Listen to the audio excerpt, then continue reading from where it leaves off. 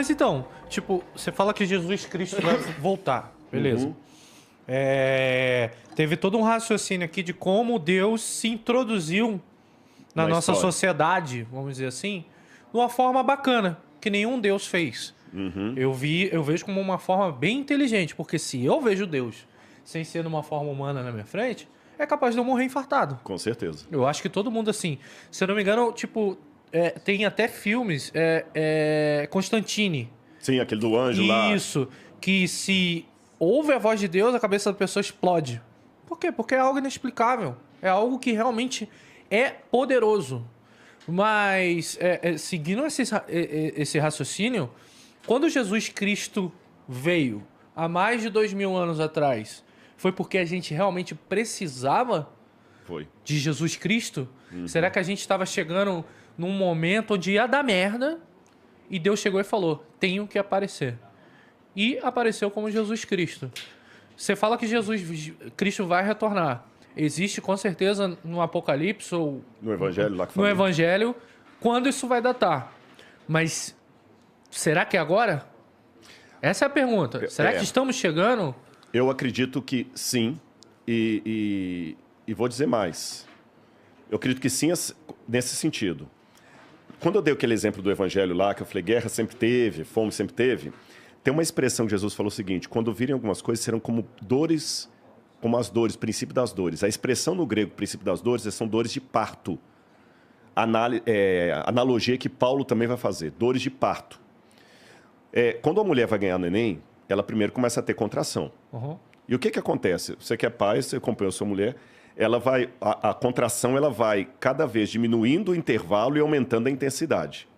Então, o que Jesus quis dizer é que até a volta dele, algumas coisas iriam diminuir os intervalos e aumentar a intensidade. Realmente, um terremoto que acontece hoje mata muito mais pessoas e afeta muito mais o mundo do que um terremoto que aconteceu no ano 3 a.C. Aham. Né? Porque o mundo era menos povoado, então a gente está vendo isso. O risco de uma guerra mundial, realmente é uma guerra mundial, embora eu deixei claro, não quero entrar em contradição aqui, que o anticristo vai trazer uma aparente paz para o mundo. E quando ele voltar, então tudo indica que pode ser agora. Você está entendendo? Tudo indica. Só que no fundo, Jesus falou o seguinte, o dia e a hora vocês não vão saber. Então fiquem preparados, porque a hora que vocês menos perceberem, o Filho do Homem virá. Mas virá para salvar? Depende. Quando eu era criança, o meu prazer era quando dava 4h30, apitava o sinal lá da Central do Brasil, onde meu pai trabalhava, dava para ouvir da minha casa, eu já corria pro portão para esperar meu pai. Mas o dia que eu aprontava aquela velha frase de mãe, né? Quando Deixa teu pai chegar. Deixa seu pai chegar. Porra. Quando ia entardecendo, que tocava o apito lá, nossa. Então, com Deus é a mesma coisa. A Bíblia descreve pelo menos 3... Vai ter um monte de gente que não vai pro portão. Vai se lascar. E olha que interessante, a Bíblia descreve pelo menos 3 comportamentos de pessoas que não vão ser salvas, que são interessantes. Em Apocalipse capítulo 6 fala que quando ele vier, fala da ira do Cordeiro. Essa é uma expressão tão paradoxal, a ira do Cordeiro, que ele é o Cordeiro de Deus, tira o pecado do mundo, e fica irado. Porque, gente, você pensa que são só nós que ficamos indignados, por exemplo, com um camarada que praticam a pedofilia e matam uma criança? Não, Deus também está irado com aquilo. Deus também está irado. Deus ama o pecador, mas Deus odeia o pecado. Mas se o pecador não abandona o pecado, Deus vai destruir junto com o pecado. Mas se ele pedir perdão? Aí tudo bem, mas e se ele não pedir? Mas o perdão tem que ser de coração Tem que ser de ou é o coração. perdão da palavra? Tem que ser de coração. Tem que ser Porque coração. a gente, até no último podcast que eu vim aqui, não foi? A gente tava até brincando. Ele falou, tava pregando, você entendeu? Podia ser, de repente, se pá, né? Mas a gente tava brincando de, vamos fazer merda e tal. Mas se chegar na hora, lá na hora do portão, falar com o Pedro e se arrepender lá, em vez de se arrepender em vida. Porque Na Bíblia tem não tem essa possibilidade. Isso é legal. Na Bíblia não há essa possibilidade. Tem que se arrepender em vida. A Bíblia fala, aos homens está fadado morrer uma única vez, e depois disso o juízo. Não tem como se arrepender lá. Não tem como. E o arrependimento tem que ser honesto, né? Desculpa. Você tem que se arrepender mesmo. Nossa, foi pro nível hard agora. Aí o que acontece? Você feriu o coração de Deus. E o que eu faço contra você, eu estou fazendo contra ele. É isso que eu tenho que entender. Você é criatura de Deus. Então, eu vou dar um exemplo bem chulo, mas vocês vão entender. Se eu chegar aqui e quebrar essa coleção, vocês vão ficar muito pau da vida comigo. Boa. Por que você vai ficar? Pô, o Rodrigo quebrou uma coisa que é minha, que é preciosa para mim. Eu falei que o exemplo era chulo, porque o ser humano é muito mais precioso para Deus do que os cavaleiros do Zodíaco para você. Então, o que eu estou fazendo contra você, eu estou mexendo com a coleção de Deus, com gente que ele ama. Aliás, até o exemplo melhor nem seria com os cavaleiros do Zodíaco, é mexer com sua filha. Você está entendendo? Deus não aceita isso, então Deus também não tolera. Todos nós somos pecadores, mas Deus não suporta a impiedade. A impiedade é a prática do pecado quando você já começa a ter gosto naquilo. Você entendeu? Quando você gostar. É aquele cara que ele começa a desconfigurar para poder... Nossa, é terrível isso. Cometer o pecado e errar é normal. É normal. Apaixonar-se pelo pecado... Jesus falou que tem pecado, que é o pecado... Jesus chama isso o pecado contra o Espírito Santo. Quando a pessoa vai... Bom, e aí o que acontece? A Bíblia descreve 3 comportamentos que são até paradoxais. Fala da ira do Cordeiro em Apocalipse capítulo 6. Fala que quando ele vier, muitos vão gritar para as rochas e montanhas, caiam sobre nós e nos esconda da face de Deus, porque é grande a ira dele e ninguém pode suportar. Então alguns vão pedir a morte. Um segundo grupo, a Bíblia fala que vão chegar para Jesus e falar assim, Senhor, em teu nome eu fiz curas, eu fiz milagres. Jesus vai falar o seguinte, afastem de mim porque eu não conheço nenhum de vocês. Você viu com uma posição de petulância diferente do primeiro. O primeiro já admitiu, tô ferrado mesmo, tô lascado, morre.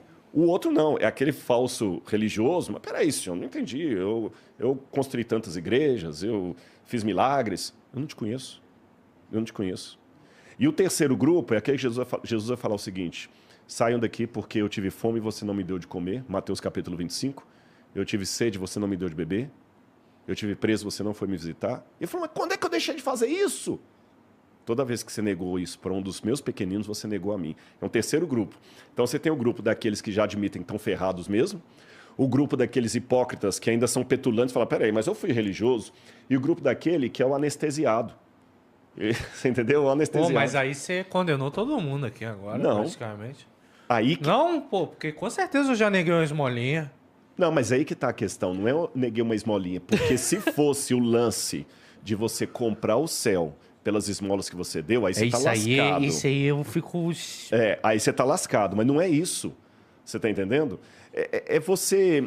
Você faz aquilo como... E você erra, você comete erro. Eu vou dar um exemplo para vocês, o que significam as nossas obras diante de Deus, para tranquilizar o coração de vocês, todo mundo que está assistindo a gente. Uma vez um pai estava viajando, caminhoneiro, passou muito tempo fora de casa. Quando ele voltou, a menininha veio correndo para ele, 3 aninhos de idade. Papai, ele abraçou a criança. Que linda, vem cá, minha lindinha, tudo bem? Conta as novidades para papai. O que você fez nesse meio tempo aí? Ah, papai, eu aprendi a escrever. Ele falou, você aprendeu a escrever, minha filha? Aprendi, papai. Então escreve alguma coisa para papai ver. Pega lá caneta e papel. Ela pegou uma caneta, um papel. Já viu criança de 2, 3 anos? Não tem nem coordenação motora. Ela pegou a caneta e começou a fazer assim, ó. Imagina. Que é mão de traço, rabisco, que entregou para ele.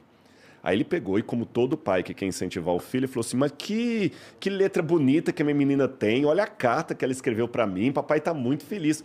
Só que ele elogiou tanto, que ela perguntou assim, papai, o que está escrito aí? Aí ele deu uma resposta que eu acho que veio do céu. Ele falou assim, filhinha, aqui está escrito que você ainda não sabe escrever, mas aqui está escrito que você quer aprender a escrever. E só pelo fato de você querer aprender a escrever, papai ama você, tem orgulho de ser o seu papai e essa é a carta mais bonita que papai já recebeu. Então Deus é tão, não tem nem palavra para dizer, tão perfeito, tão magnânimo, que qualquer coisa que eu faça, ainda que eu vire uma Madre Teresa de Calcutá, com o coração de Gandhi e santidade do apóstolo Paulo, tudo que eu faço chega para ele com um monte de rabisco. E ele olha para cima e fala assim, Rato, Igor, Rodrigo, aqui está dizendo que se eu for depender das boas obras de vocês, vocês nunca vão vir para cá. Mas aqui está dizendo que vocês me amam e amam os meus filhos. Então, por minha graça, vocês vão entrar aqui, porque eu amo vocês e o céu vai ficar vazio se vocês não estiverem aqui. É um rabisco, mas é um rabisco que ele transforma numa obra de arte. Espero que Deus seja bom assim mesmo. Eu tenho certeza que ele é. Eu tenho certeza. A Bíblia porque fala, senão Deus o céu é vai estar vazio. vai estar vazio. Vai estar vazio, mas não vai estar não. Tem muita gente que aceita e... Eu estou aqui. Eu posso te fazer uma pergunta? Até 2. Se eu não souber, eu vou no Google. Na real, não é a pergunta. O que você pode dizer pra gente aqui sobre clara evidência? Entendeu? Tipo, falar com espíritos Ou... A gente vê muito... Assim, quando eu ia em igreja, a gente vinha muito com o Espírito Santo. O Espírito Santo, através de nós, se comunica com o ser humano. Correto. E... Já vi bastante golpe nisso aí também. Golpe nisso é o que mais tem também. Os caras falam as Tem. verdades genéricas, que é o que provavelmente vai caber pra alguém. Isso. E usa todo o emocional da situação que é construída ali pra... É o famoso charlatão. Não, e tem. Eu até citei, eu não sei se foi aqui no Flow, foi no outro podcast que eu fui, eu até citei o Neuromágico, que, se eu não me engano, ele é ateu. Ele tem um dia falou, pô, o Rodrigo me citou no Neuro... Eu citei, porque realmente ele mostra... Ele é especialista em mágica. Não é magia, não. Mágica, truques, né? E ele mostra como é que muitas vezes o camarada usa um truque. Um truque e... Olha, o Espírito Santo está mostrando aqui, é um truque. Pastor Metralhadora, pô. É a uma gente tava falando lá no último podcast, não foi? Pastor Metralhadora que chega com o paletó assim, ó. Sai caindo todo mundo. Eu lembro da época do... Como é que chama? Do Havaiana de Pau? Como é que era o nome aqui? Até o... É o Mundo Canibal. Mundo Canibal que eles faziam lá. Né? Pastor Metralhadora. É que o Pastor Metralhadora, ele realmente, assim, existiu. Existiu o cara. No Rio de Janeiro. É o tal do TEI. O cara já... depois viu que o camarada fazia um monte de coisa lá. E às vezes tem questão de... o neuromágico, se eu falar bobagem aqui, tem piedade de mim, porque não é da minha área, tá? Mas se eu entendo bem, assim... O camarada às vezes entende de ilusionismo, de hipnose... Então, se ele sabe a técnica da hipnose, ele faz um jeito assim de parecer que você... teve uma revelação, ou ele, só do seu jeito de falar, ele adivinha. Tem um cara, acho que ele é da Austrália, que ele chegava assim, conversava com você do nada assim, e não perguntava nada de número, ele falava o número da sua senha de banco. Ele fazia umas 3 perguntas, perguntava assim, por exemplo, se você tiver um galo amarelo e outro vermelho, qual que você escolhe? Ele faz umas perguntas nada a ver. Ele vai falar assim, a senha do seu banco é SSS. Eu não sei como é que funciona isso, mas eu sei que é truque. Então, tem muito charlatão que pega esses negócios e começa a enganar a fé do povo. Isso é triste, muito triste. Não, isso aí vai pro inferno. Vai, com certeza. Vai, porque mas lembra aquela galera o cara tá sendo maquiavélico ao extremo. Exato. Mas faz. Tem cara que perdeu completamente. Isso é uma coisa que eu não sei explicar. Como é que a pessoa consegue conviver, entre aspas, em paz com a maldade? Seja ela de que nível for, ou porque ele está torturando alguém num cativeiro, ou porque ele está enganando a fé de alguém, e o cara vai e dorme, não sei, sabe? Então tem alguns que pegam, e até aí nesse ponto tem que dar uma mão palmatória, porque um ateu, um descrente, pega assim, o que é religião? Tá vendo aquele cara lá e fala, ele tem razão. Agora, o que eu vou discordar, talvez do neuromágico e de outros, é que eu acredito que exista o sobrenatural, e o sobrenatural pode, letra A, enganar através do truque ou através de um milagre, de uma operação que não veio para um espírito de Deus. Veio para um espírito do devil. Você está entendendo? Biblicamente falando, é proibido consultar os mortos. O espírito de morto. A Bíblia condenou isso mesmo. Não consultem mortos, não haja entre vocês médiums, nem pessoas que consultem os mortos. Está lá na lei de Moisés. Isso realmente foi proscrito na Bíblia. A Bíblia não deixou. Tem alguma razão na Bíblia para essa proibição ou é apenas uma proibição? Não, tem uma razão. E se me permite, a mesma razão que hoje até um ateu critica isso. Porque, primeiro, isso não é de Deus. Não é a verdade. É balela.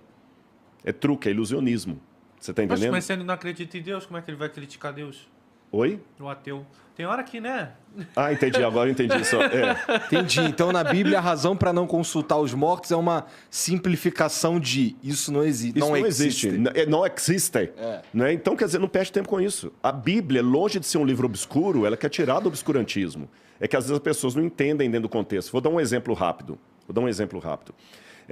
Deus falou para os hebreus assim, quando a mulher estiver menstruada, ela está impura, não toque nela, tire-a do arraial e ela só pode voltar a dormir com o marido depois de tantos dias de purificada.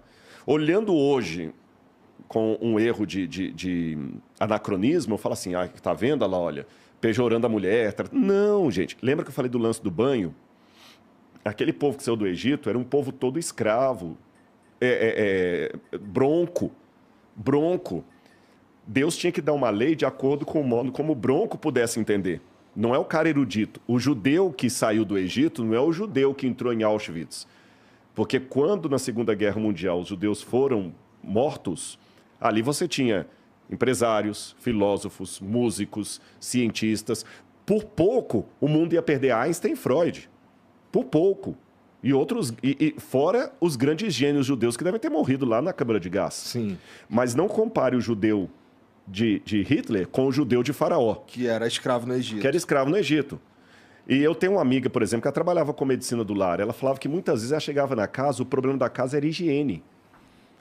Mas ela sabia o seguinte, quando a pessoa é muito bronca, se você não der um remedinho para ela, ela não se sente medicada. Você dá as costas, ela vai na farmácia comprar o primeiro xarope e vai tomar. Então, sabe o que ela tinha que fazer? Ela dava tic-tac e falava assim, olha, isso aqui é um remédio que vai resolver seu problema, mas só que só pode tomar depois de tomar banho. Se tomar sem tomar banho, morre. Aí a pessoa tomava o banho e resolvia o problema. O problema, na verdade, era o banho. Não é um engano, mas é uma maneira de adequar. Então Deus falou com os judeus assim, olha, imagina um cara bronco, com a mulher menstruada, no deserto, sem água, o cara querendo ali comparecer. Para proteger a dignidade da mulher, Deus deu uma lei mosaica, numa linguagem provinciana, a mulher está impura, não pode tocar nela. Salvaguardou a mulher, percebeu? Então a Bíblia não é um livro que jogou para o obscurantismo. Eu sei que alguém deve estar perguntando, tá, e Deus mandou matar, vai ser outra história, eu posso explicar numa outra ocasião. Mas tudo tem explicação. Tem, claro. Aí o que acontece? A Bíblia tira do obscurantismo, e por isso a Bíblia proibiu essas práticas de consulta aos mortos, mesmo porque elas não ficavam só nisso no passado. Tinha pessoas que faziam filho passar por fogo, queimava filhos a Moloch. Havia esse costume também. Deus falou assim, não haverá entre vocês quem faça passar o filho pelo fogo, quem sacrifique crianças. Porque isso é abominação ao Senhor. Essa palavra abominação é muito forte. Tá vendo como é que a palavra de Deus mudou o mundo? Mudou. Era barbárie, meu parceiro. A próprio lance dos judeus não comerem certas carnes, ter que se lavar antes. Se tocou num corpo humano, o judeu tinha que se lavar. Deus protegeu de muita coisa.